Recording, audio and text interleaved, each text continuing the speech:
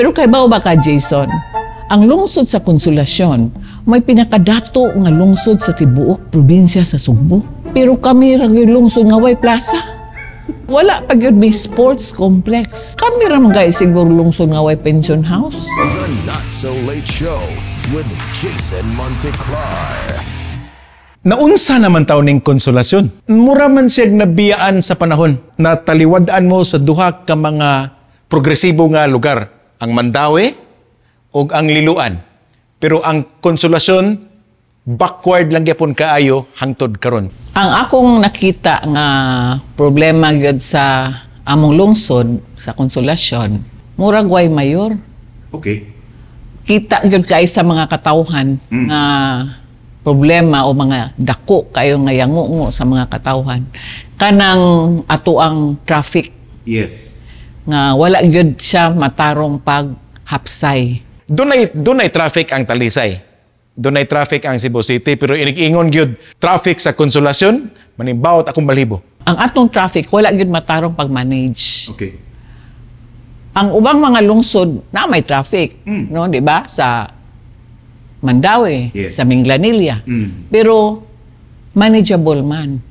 Klaro man kayo nga naay mga tao nga nagtutok kung unsaon paghapsay, pagpatuman sa mga regulasyon sa traffic. Mahimo na bitaw ng katawanan.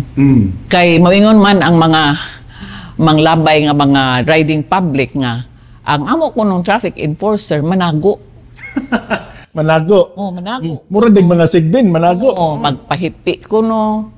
Unya, dili kay balo mo manage sa traffic. Unya, makita sad nila ngang amo ko ng mga traffic enforcer walay uniforme. So usahay di nila mahibaw-an nga traffic enforcer di ay ito kay wa may sila di man sila pareha og uniform. So ang may tabo, Mas may pading ninja, ma'am, kay mag-uniforme.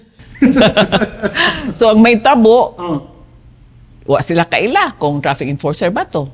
O di gani, walay respeto sa ila ang mga katawhan nga mulabay. O di sila tahuron. Dili tahuron. Kay usahay man gani, magkalo silang sarok. Kanang murag buli o O san kanang asya? buli niya. Oo. Dili man gud na specified nga gamiton sa usa ka traffic enforcer. Kay sa ato ang kaning LTFRB or sa atong LTO, nabig yun na yung mga patakaran nga Yes. kinahanglan nato sundon.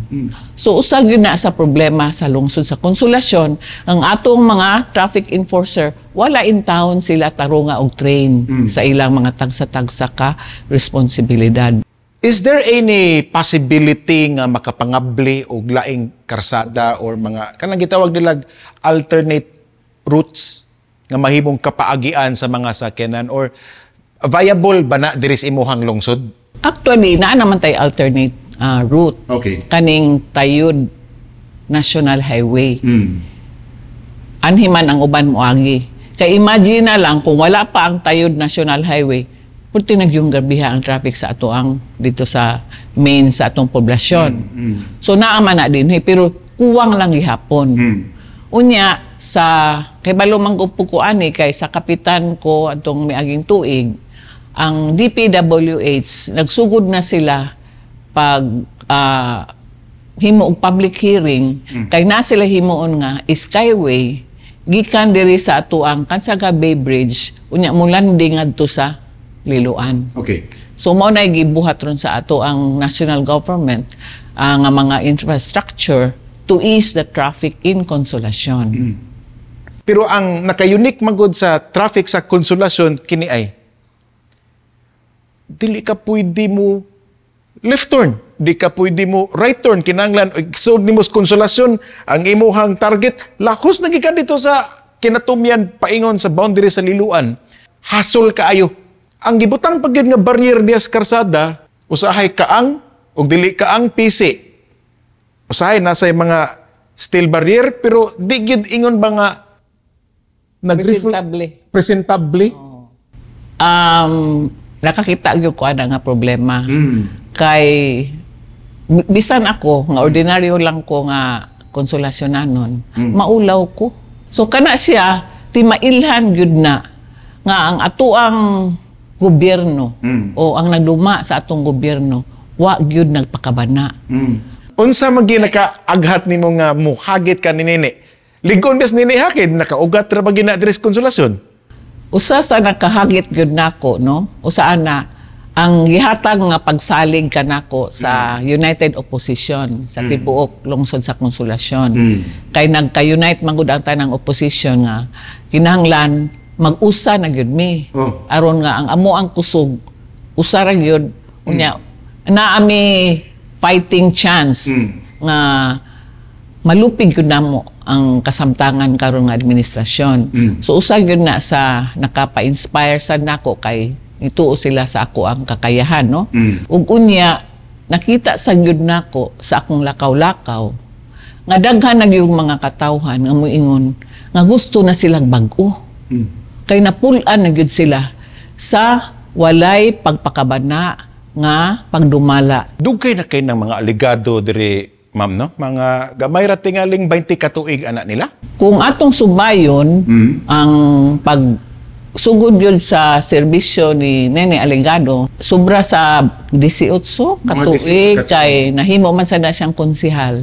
O kanya kahuman nahuman niya ang tulo ka termino niya ni huli ang iyang anak, unya karon ni balik siya. So mga 18 na gyud ka anyos nga nagserbisyo sila diri sa atong nagduma siya sa lungsod. Nagpuli-puli na gud na siya siyang anak. Una ko nakadungog sa imong pangan sa dihang, I think that was in 2016 man tingali. Ikaw man tingali to'y point person dire ni Congressman Sunny Lagun. I think mo ba ng tuiga o 2019 ba to siya nga 2018. 2018. Kano sa kinakapitan man ka, di ba? Kapitan ko sa Tayod, ikaduha na kong termino 2018. 18. Nya mo tong higayon na nikalit lang, no? Wala yun na mo damha. Ni duol ang mga tao ni Congressman Sunny Lagun sa akong niduaw sa akong opisina sa barangay. Ni pahibalo sila nga si Congressman Sunny Lagun na itinguha nga mo serbisyo sa among lungsod. Unya, ako yun ang una nilang giduol. Gidawat na ako yun si Congressman Sunny Lagun. Kami gyud una nga nagkahigala diri sa lungsod sa Konsolasyon kay nakita manggod nako nga ang iyang tinguha sa among lungsod sincero. Ang iya manggod untang dagana ni Congressman Sunny Lagun sa una 6th District Representative. Sa akong pagkasabot, ikay point person ni Sunny Lagun. Diin man na nagsugod inyong relasyon? Nagsugod na yun. Pagsugod yun niya diri sa among lungsod. Pero di ba na siya taga diri ha? O, si Kong Sunny taga Capiz. Taga Capiz. O niya, ang iyahang asawa, si Inday Daphne Lagun, taga Tuburan. O. Diha magoy hugon-hugon nga nahuman naman gud ang termino adto ni Mayor Nene pagka mayor niya diay hugon-hugon o siguro di na gyud hugon-hugon nga mo pagpili siya og Congress. Magpapili siya congresswoman sa 6th district. Okay. Unya kalit lang man nga niduol si Sunny Lagun diri. Gani iya magali nang giaway. Kanang iyabang mga bati nga mga istorya ba kay muatbang lagi niya mo mayang ambisyon nga magkongres siya nya ay tao diri nga dili taga diri nya ni mo atbang niya murag blagot kay siya ni Congressman Sunny Lagun.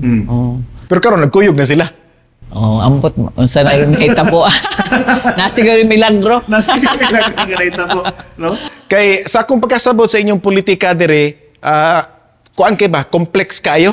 Kay sa imo nang gisulti, ikay point person sa pagsugod ni Sunny Lagun, ikaw gid mo'y nagda sa iyahang kandidatura, ikay naning kamot, silbi, and then may uban nga sakay-sakay lang pero sa kumagong pagkasabot, when you talk about Sunny Lagun, automatic mo santop gid ang imong pangalan nga Binggol Villo. Iya gyud kong gihangyo nga ako'y padaganon og mayor. Sige gyud siya hangyo nako. Kauban sa mga kapitan, mga 13 to ka kapitan, kay 21 man ka kapitan ang ato, 21 man ka barangay ang Konsolasyon. Siguro mga 13 o 14 ka incumbent mga kapitan.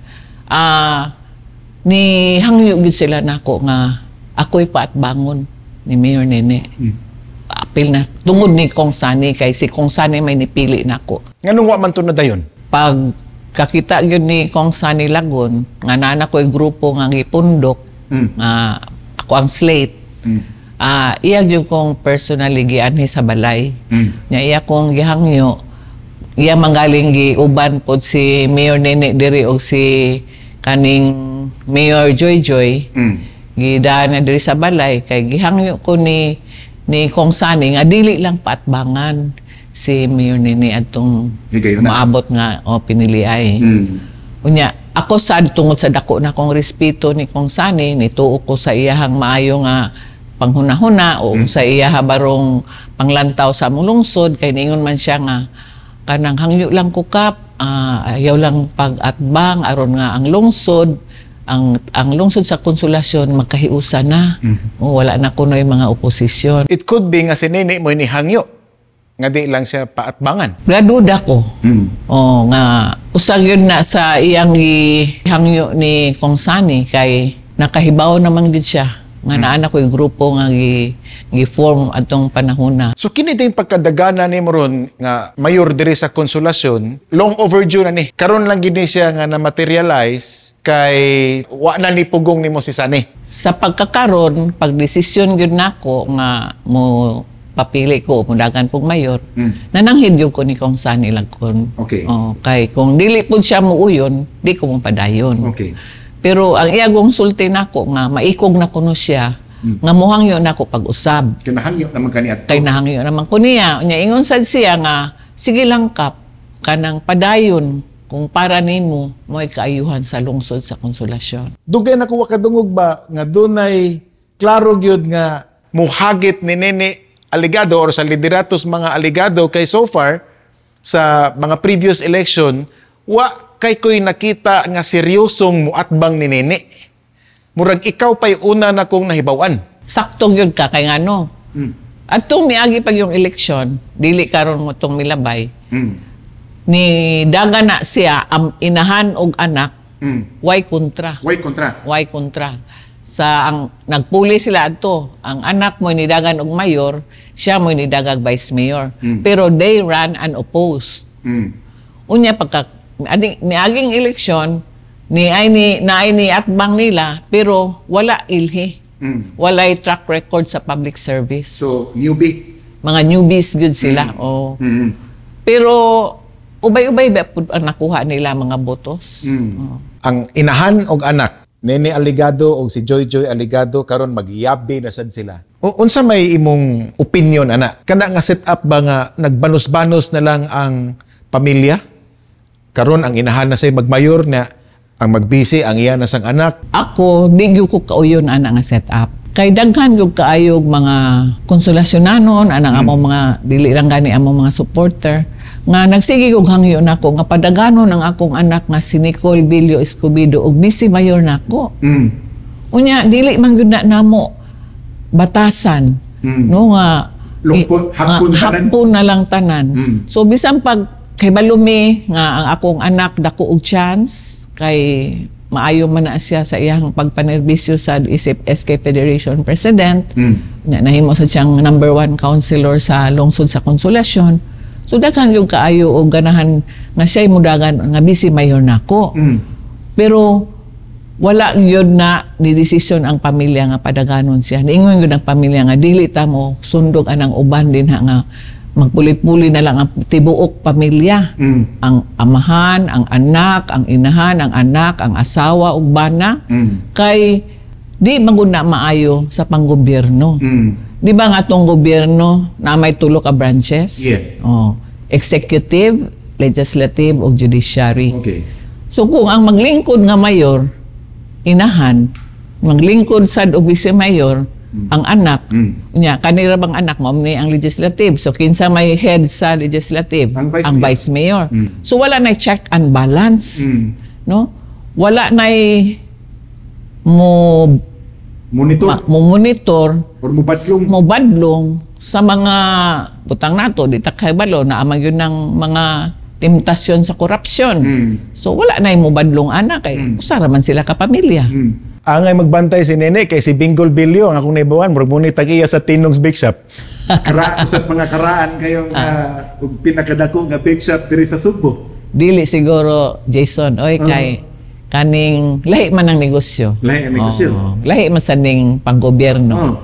So Pero we both know nga ang politika kinahanglan gyud kang mugasto kay og apiki ka lang sa imuhang ingontang ammunition, sa imuhang logistics.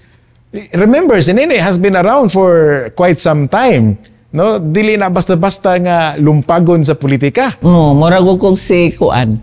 Mura ko si David nga ni kontra ni Goliath. Mamaya mong kayimtang ron. Kay kanang dili man gugupod makasaad sa mga katawhan. Nga makatupong ko o makalabaw ko sa iya unyang mga resources, unyang panahon sa eleksyon. Unsa may edge nimo ni Nene? Ang edge gyud nako din ni Eligado kay limpyo ang akong track record sa akong public service. For 23 years, wa gyud ko'y way nakakita nga ni akusar nako og corruption for 23 years. Unya, ang ako sa gyud rong nakita sa akong pagsuroy-suroy nga daghan na gyud kaayong mga tao nga napul-an na. Gusto na gyud sila og bag-o. Mura og para nila musuway na lang sa taong lain. Kung maayo lang unta pagkadala ni Mayor Nene ang among lungsod, kung sakto pa lang sa serbisyo, wala man siguro'y kanang muatbang niya, kay kontento man, o malipayon man ang katawhan. Pero kay ba ka, Jason, ang lungsod sa Konsolasyon, may pinakadato nga lungsod sa tibuok probinsya sa Sugbo. Wow. Pinakadato. 1.9 billion ang asset sa among lungsod. Pero subo kaayong palandungon nga kami may pinakadato pero kami ra gyud lungsod nga way plaza. Unya wala pa gyud may sports complex. Paita no? Unang maibog lang mi sa uban nga lungsod. Maibog mi sa Liluan, maibog mi diri sa Mandawi. Adto pa sa laing mga lungsod dito sa norte o sa south. Kami ra man guys siguro lungsod nga way pension house. Walay pension house. Kaluoy gud in town sa among lungsod oy. Mas nauna pa magka-city ninyo ang SM. The Not So Late Show with Jason Monteclar.